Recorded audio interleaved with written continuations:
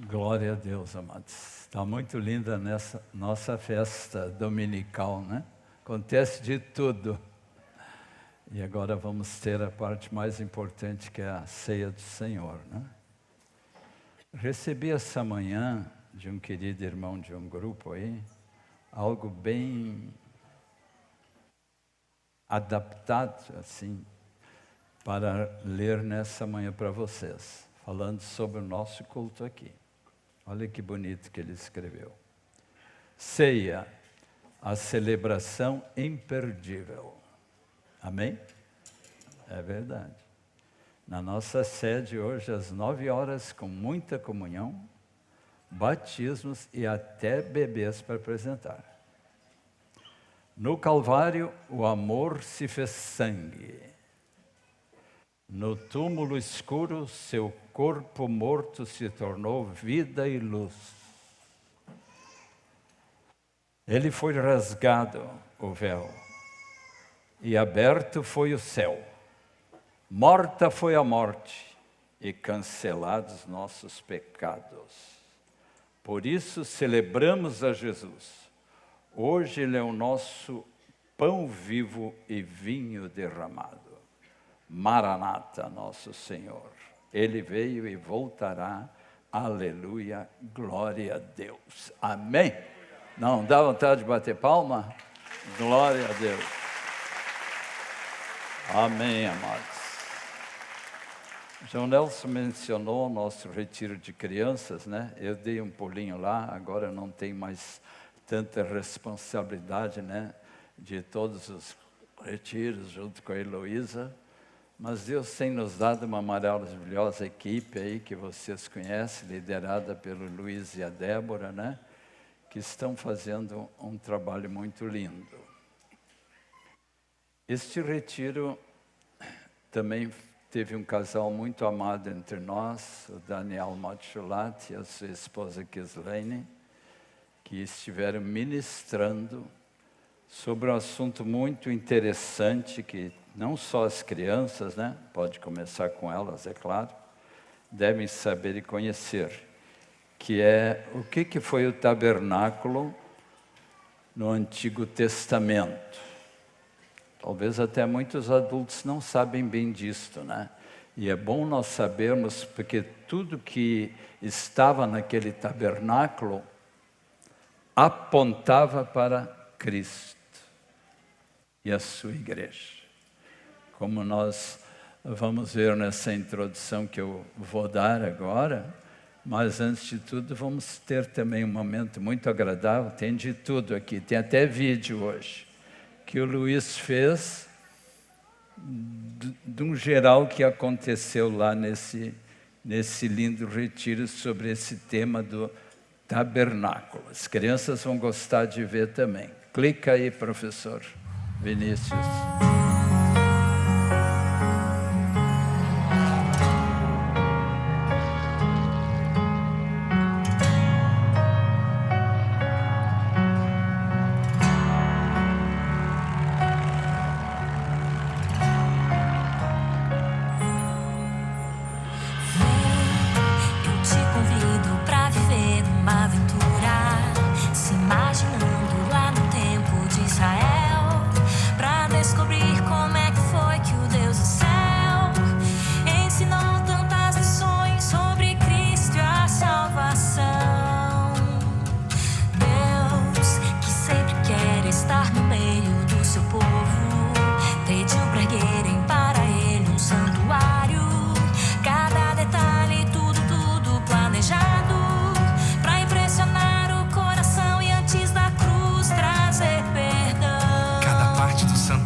Simbolizava Jesus. Quer ver?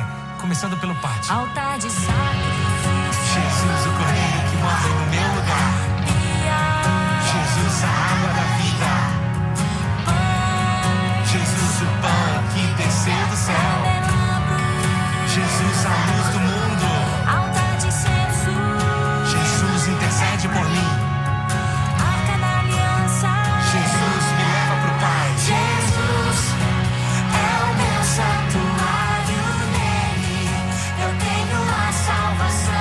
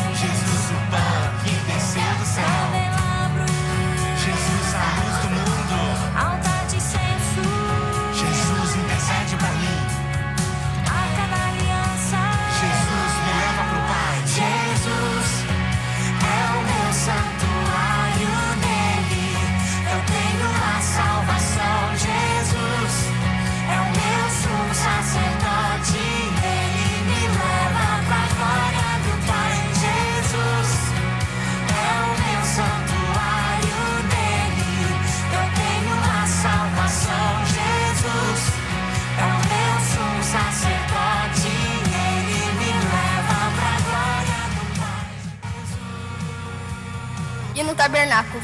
A do tabernáculo. O que eu mais achei legal foi o tabernáculo.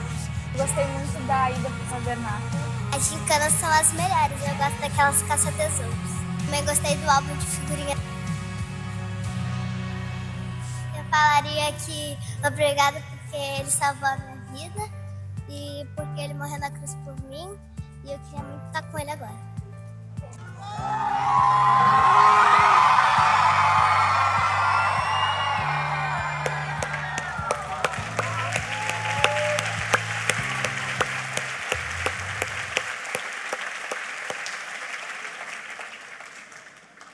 Vinícius coloca a figura do tabernáculo. Talvez gente nova que está entre nós nunca ouviu falar sobre isso, mas era algo que Deus inspirou um servo de Deus lá, quase 1.500 anos antes de Cristo, durante a travessia do povo de Deus do Egito, até chegar à terra de Canaã, a terra prometida.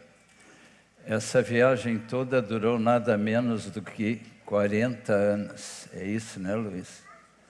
40 anos pelo deserto, onde Deus fez maravilhas e muitos milagres.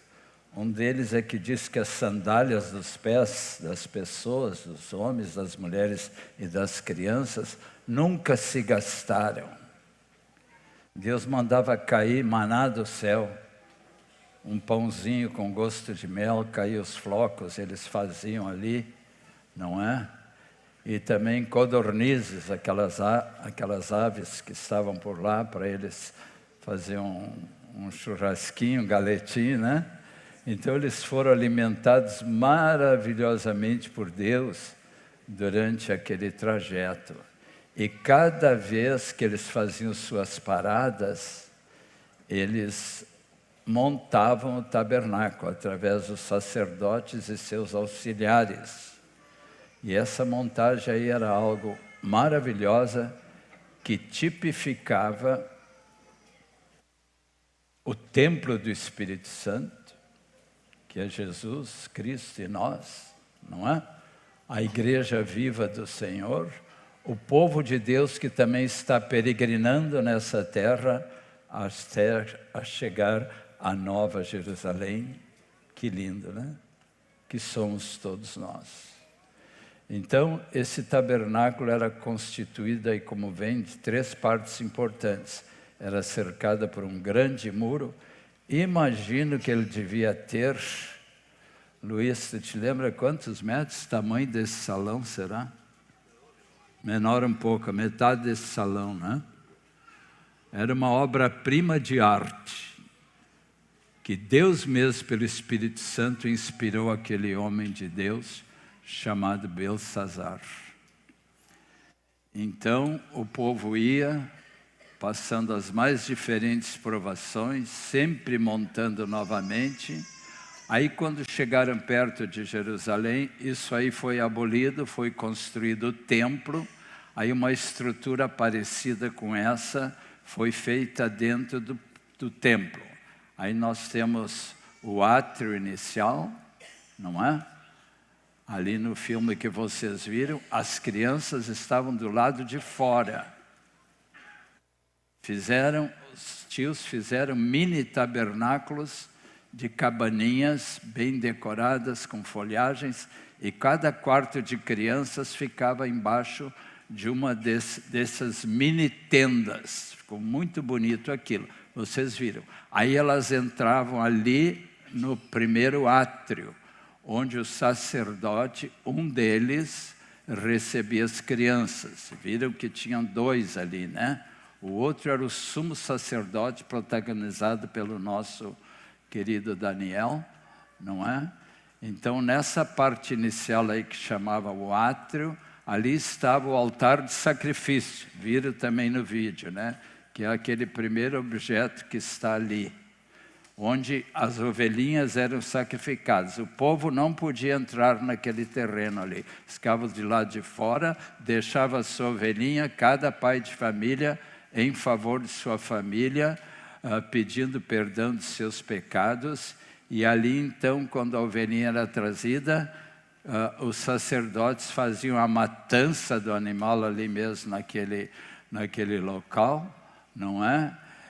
E carneavam ele de certa maneira, não é? Eu fiquei pensando, eu não gostaria de ser pastor e sacerdote naquele tempo. Carnear animais, né? Não devia ser fácil. Não seria minha função que eu gostaria de fazer. Mas eles faziam com muita dedicação, não é? E depois lavavam as suas mãos na bacia de bronze que está logo ali. Tudo isso tinha uma maravilhosa explicação dentro da palavra de Deus, não é? Esse sacrifício aí da ovelha tipificava o sacrifício de Cristo. A lavagem das mãos logo em seguida ali, né, da sujeira, enfim, tipificava o sangue purificador de Cristo. E aí então, o sacerdote que estava purificado, especialmente o sumo sacerdote, tinha acesso à primeira sala do tabernáculo, que é aquela ali da frente, onde ele encontrava lá dentro 3 objetos. Pode mostrar aí os 3, Vinícius? Lá dentro já. Vê se tem. Se não está aí nessa figura, está a mesa dos pães, bota aí. Assim que o sacerdote chegava, ele via aquela mesa do seu lado direito com os pães da proposição. Eu vou falar um pouquinho mais hoje sobre o que era isto e o que tipificava isso. Logo do lado tinha um altar de incenso, que não temos a figura aí, mas sempre com uma fumacinha cheirosa que tipificava a adoração, não é? Que tipificava a adoração. O altar de incenso estava ali, nesse primeiro lugar, não é? E estava as mesas dos pães da proposição, e estava também o candelabro de ouro, que foi mostrado aqui no vídeo das crianças, que era um castiçal de 7 pontas, que tipificavam os 7 Espíritos de Deus. Na verdade, esses 7 Espíritos de Deus é uma expressão que significa a plenitude do Espírito Santo. O Espírito Santo é que veio trazer luz em nossos corações. Então essa menorá, esse candelabro, estava apontando para isso. Uma lástima que o povo judeu que não se converteu até hoje, não é? Só acredita nestas coisas aí, mas não acredita na segunda parte, que para nós cristãos é a mais importante, o fato de Jesus ter entrado no santuário como nosso sumo sacerdote, e ali tinha a Arca da Aliança, que foi muito bem feita por um irmão da igreja aqui, meio dourada, não é? Onde aquele sacerdote, mais uma vez, tocava com sangue nas pontas daquele propiciatório, que significava que Deus estava satisfeito, se tornou propício, ou Deus estava satisfeito com tudo que foi feito e perdoava os pecados do povo. E ali dentro estava guardada uma relíquia, né? Que tudo isso já não existe mais. A Arca da Aliança nunca mais foi achada. Fizeram até filmes sobre isso, Caçadores da Arca Perdida, é um tema aí para o cinema que eles gostam muito de pesquisar, não é? Mas isso nunca foi achado. Acho que nós só vamos encontrar essa arca lá em cima. Então, eu queria falar agora um pouco sobre esses pães da proposição. Eu estive pesquisando, estudando esse assunto mais a fundo, não é? E essa palavra também foi citada por Jesus, não é? Porque aquilo se referia a ele, aqueles pães ali, lembra de Jesus e lembra disso aqui que está à nossa frente, ó, que nós vamos tomar hoje a ceia do Senhor. É tudo apontando para Cristo. Aqui em Mateus, capítulo 12, versículo 4, tem uma coisa muito linda aqui que o próprio Jesus está falando. Vocês sabem que os judeus fariseus, principalmente, tinham uma bronca com Jesus. Eles odiavam Jesus, porque ele tinha a audácia de se chamar filho de Deus. Como é que Deus pode ter um filho? Como é que Deus pode ter um filho? Era absurdo. Deus é um só, é Jeová, nada de filho. Então eles negavam assim, peremptoriamente, assim, acusando Jesus de que isso era uma falácia, e até hoje os judeus que não creem e não gostam de Jesus dizem que ele foi um impostor. Triste, né? Temos que orar pela salvação do povo de Israel, para que o povo judeu, que foi herdeiro de Deus, por Deus ter escolhido esta nação, aquele povo naquela época, né? Os filhos de Abraão, Isaque e Jacó, né? Que teve depois 12 filhos que formaram as 12 tribos de Judá, tiveram todas aquelas promessas através da tua sementeira, Isaque. Eu abençoarei todas as nações. E é óbvio que essa sementeira veio dar-nos Salvador Jesus. O Verbo se fez carne e habitou entre nós. E sabe que a palavra habitou ali no grego é tabernaculou. Outra coisa bonita, né? Vendo essa comparação do Antigo com o Novo Testamento. Jesus tabernaculou conosco, ele veio habitar conosco, assim como aquele tabernáculo que representava a presença de Deus ali no meio do povo, que era guiado por Deus mesmo. De noite diz que vinha uma nuvem luminosa, eles tinham que às vezes estar viajando de noite, e aquela nuvem os ia guiando, não é? E durante o dia, essa era uma nuvem normal, ali que estava guiando o povo. Isso não é maravilhoso, irmãos? O Senhor mesmo com carinho cuidando do seu povo antigo, né? Que privilégio, que herança os judeus nos deram, né? Tanto quanto respeito a esse tabernáculo, mas principalmente pelo que significa essa palavra. Eu durante um tempo não entendia bem essa questão da proposição. E eu entendo que alguns irmãos também possam ter dificuldade de entender essa expressão, que eu vou tentar explicar assim, Deus me ajudando, né?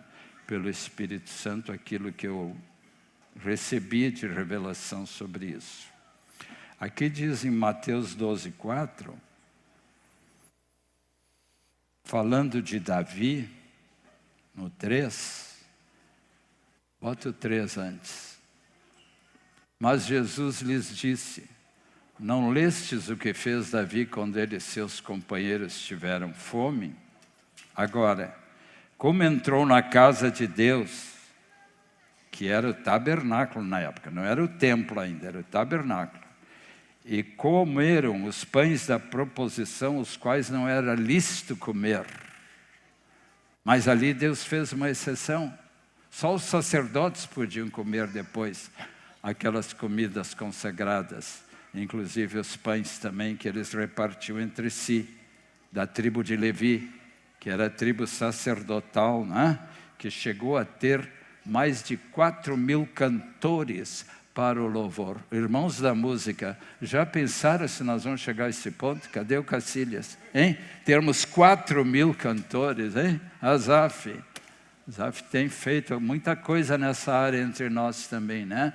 Mas nenhum deles ainda superou Davi, né? Que maravilha, né? Que coisa linda, né? Então, como eles estavam com fome, Deus mesmo permitiu que eles comessem. Então, há exceções. Mas o que eu quero falar então um pouquinho, que eu descobri, é que essa palavra proposição combina muito com propósito. E a primeira menção, que agora combina proposição e propósito, do propósito eterno na Bíblia, está no lindo capítulo 1 de Efésios, especialmente no versículo 11 de Efésios. Aqui nós temos essa expressão propósito eterno, que é algo que nós muito falamos na igreja, né? Os irmãos estão sempre ouvindo falar sobre o propósito eterno. E aqui é a primeira menção a essa expressão. Segundo o eterno propósito que Deus estabeleceu em Cristo Jesus, nosso Senhor. Na Bíblia hebraica, depois traduzida para o grego, a palavra é próteses. Nada a ver com prótese mecânica. Pode ser que tenha alguma relação. E na Septuaginta, que foi a tradução do hebraico para o grego, perto ali da época de Jesus, a palavra próteses é a mesma palavra que está no grego agora aqui em Efésios 3:11, propósito. Então essa para mim foi uma descoberta muito bonita, que propósito e proposição têm praticamente o mesmo significado.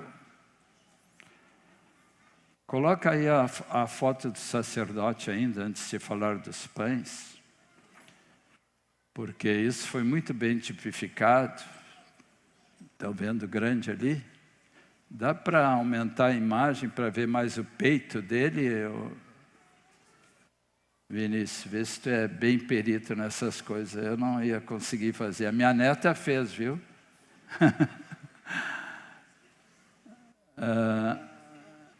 Ele tinha aqui no peito dele o peitoral. Vocês estão vendo ali, né? Olha que bonito esse aí. O nosso irmão Daniel estava muito parecido com ele. Já tem uma barba grande, né? Já serviu muito bem. Eu gostei tanto da vestimenta dele, que na hora do retiro eu tive que botá-la também e tirar uma foto. Vocês viram ali, né? Então, ali estão as 12 pedras que estavam no peito do sacerdote. Tribo de Ruben, tribo de Dan, tribo de Naftali, tribo de Simeão, tribo de Gade, as 2 tribos que saíram de José, não é? Então, o sacerdote levava no seu coração, como grande intercessor que era, o primeiro sacerdote foi Arão. Esse é o Arão, provavelmente. Só que ele foi representado no retiro por Caifás, por causa do tempo de Jesus. Mas o Arão foi o primeiro sacerdote. E o primeiro sacerdote tinha essa incumbência sagrada de interceder pelo povo, entrando no lugar mais santíssimo, ali onde estava a arca, não é? E ficando ali em intercessão pelo povo que estava no seu peito. Olha que coisa linda. Orando pelas 12 tribos de Israel. Aí não dá para ver bem, mas se fosse ampliada a figura, ele tinha uma espécie de guizos aqui embaixo. Guizos, que fazem barulhinho, né? Tipo umas framboesas de ouro, era tudo de ouro, gente. Era um trabalho assim, sofisticado, perfeito, feito pelas mãos humanas com inspiração de Deus, porque tudo era para a glória do Senhor, então tinha que ser tudo mais belo e maravilhoso possível. Então, ele só tinha o direito de entrar uma vez por ano, lá no lugar mais santo de todos, o lugar santíssimo. E essas guizos que estavam embaixo aqui da sua roupa, nas bordas de sua roupa, faziam barulho, porque os que ficavam do lado de fora tiveram uma ideia. E se o sacerdote morresse lá dentro? Se Deus permitisse que ele morresse, aí nós não iríamos mais ouvir aquele barulhinho, né? O tlim, tlim, tlim, tlim, tlim, né? Daqueles guizos, não é? Então é sinal que ele morreu, aí nós temos que ir lá ver. Então até nisso eles pensavam. Framboesas de ouro, né? Em metal dourado, coisa mais linda. Então, o que me tipifica aí maravilhosamente nessa figura, já que hoje isso é uma figura de Jesus, ele é o nosso sumo sacerdote que está sempre intercedendo por cada um de nós, amados. Ele é o nosso grande intercessor junto com o Espírito Santo. Então isso é uma coisa assim muito linda, saber que agora Jesus está lá à direita de Deus Pai, intercedendo por ti, Ricardo, intercedendo por ti, Valmor, intercedendo por ti, Marcelo, intercedendo por ti, Edson.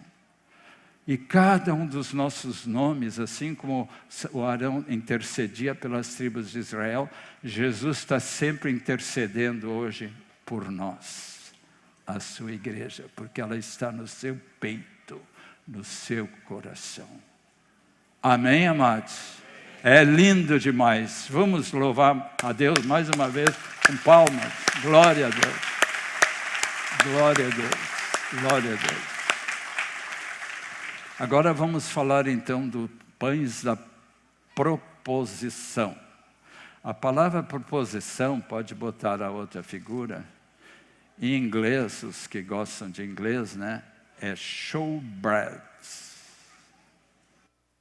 Show, todo mundo sabe o que é um show. Não estou falando dos shows aí de música, essas coisas. Show é simplesmente mostrar. É uma amostra.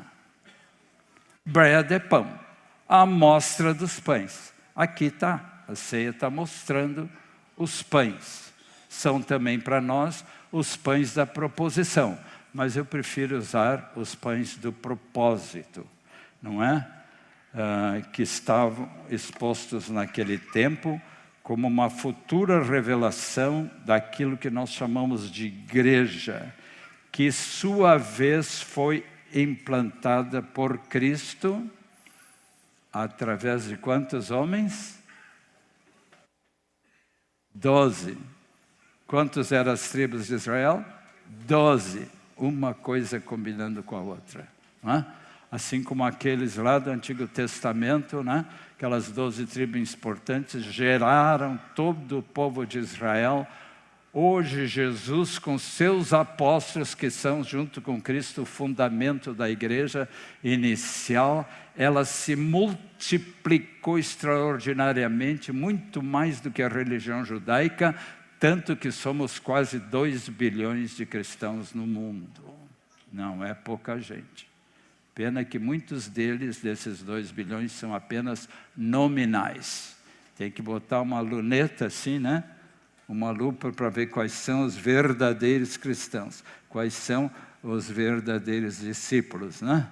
No tempo da Reforma, eles já falavam que a igreja verdadeira é a igrejinha dentro da igreja. Expressão latina, ecclesiola in ecclesia.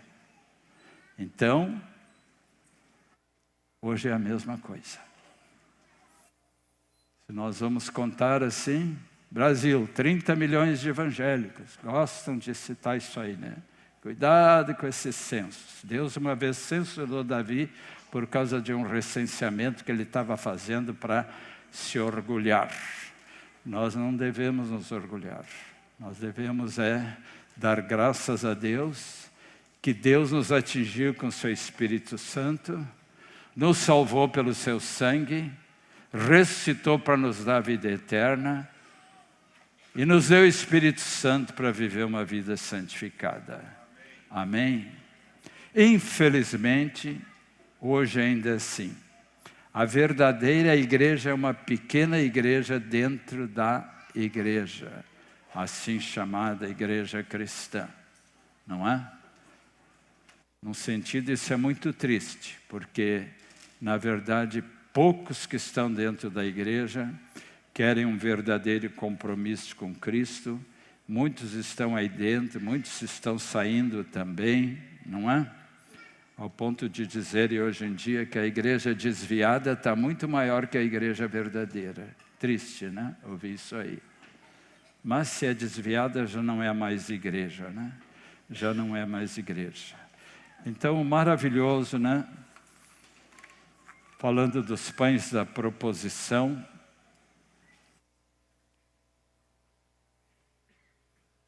cumpre-se o desejo de Deus, e vocês repararem, pode botar os pães novamente, que esses pães são 12, Interessante o número 12, né? 12 tribos de Judá, 12 apóstolos, 12 pães. Na simbologia dos números, 12 significa o número completo, o número da plenitude, não é? 7 costuma ser chamado o número da santidade, 7 Espíritos de Deus, né? Que é um só Espírito Santo. Mas então, irmãos, esses pães da proposição e do propósito fazem nós crer que desde que foi rasgado o véu do santuário, aliás, essa cena foi feita no retiro, quem viu se comoveu, até chorou, quando esse véu foi muito rasgado lá, não é? E também o fato de o nosso professor que estava contando a história, todo vestido com aquele manto bonito sacerdotal, chegou um momento que ele disse, tudo isso são sombras daquele que é perfeito. Então ele foi tirando toda aquela roupa, jogou assim em cima de uma cadeira e ficou como ele é, não é? Agora não precisamos mais dessas coisas. Agora, em Cristo, com o coração voltado para Ele, nós somos as novas criaturas do reino de Deus. Cada um de vocês é. Amém? Então, fora com as coisas antigas, não é? E vamos viver a realidade do Novo Testamento, como está escrito maravilhosamente em Efésios 1, versículo 9, e eu quero encerrar com esse texto. Coloca aí.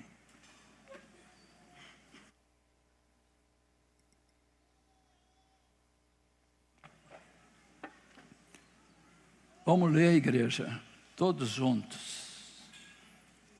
A palavra desvendando-nos da ideia que antes estava escondido. Por quê? Cantamos, né? E o véu que separava já não separa mais. Que lindo, né?